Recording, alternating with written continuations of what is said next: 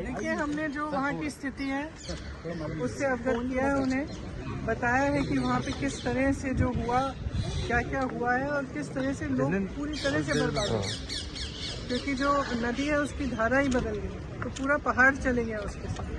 तो यहाँ तक कि एक फोकस्ड एरिया में है नेचुरल डिजास्टर, लेकिन उसका जो इफेक्ट है बहुत ही ज़्यादा है और लोग पूरी तरह से, उनके पास कोई सपोर्ट सिस्टम नहीं बचा। लोगों के परिवार, लोगों के घर, उनके बिजनेसेस, पाठशालाएं, जो भी था सब बह गया। तो इस परिस्थिति में अगर केंद्र सरकार कुछ न करे तो लोग क्या उम्मीद रख सकते हैं। तो हमने अपील ये भी की कि राजनीति को परे करके जो मानवता के तहत, मानवता के आधार पर जो हुआ है, वहाँ के लोगों को, वहाँ के बच्चों को मदद की जाए। मैंने ये भी जिक्र की कि मोदी जी गए थे और वो मिले पीड़ितों से, और जब मैं उन पीड़ितों से मिली, उनकी एक उम्मीद थी कि प्रधानमंत्री जी आए हैं, कुछ मदद मिलेगी, और अभी तक कुछ मदद नहीं मिली है। ये दुख की बात है और मैंने सिर्फ ये अपील किया है कि राजनीति को परे करते हुए जितनी मदद कर पाए करें।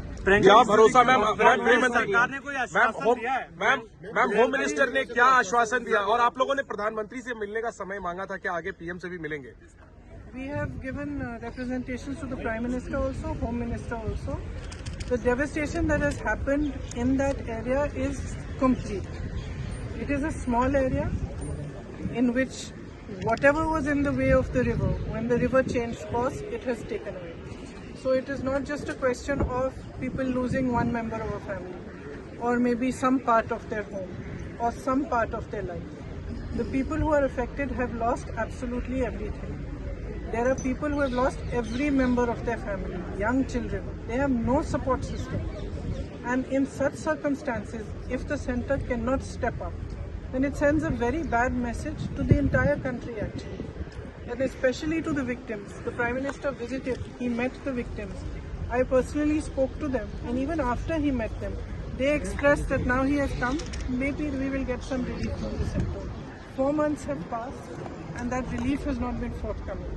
So I have appealed to the Home Minister, and he's listened to us very kindly. I have appealed to him that we rise above politics and truly recognize the pain and the suffering that these people have gone through. Because the suffering is immense. As I said, there are children who have lost every single member of their family. Who can they turn to if they cannot turn to Government of India, if they cannot turn for any help or assistance? Houses have been washed away. Everything has been washed away.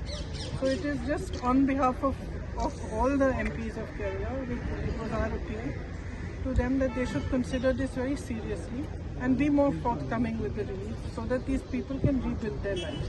Ma'am home minister ने क्या आप लोगों को कहा, और कल बताया जा रहा है कल शाम तक उन्होंने कहा कि कुछ डिटेल्स देंगे, क्या उन्होंने कहा है? कि जो किया गया है और जो हो सकता है, उन दोनों चीज़ों की डिटेल हमें कल शाम तक दे देंगे। तो हमने ये इच्छा व्यक्त की कि जितना भी हो सके वो कर पाए, करें, क्योंकि स्थिति वहाँ पे काफ़ी खराब है। Thank you.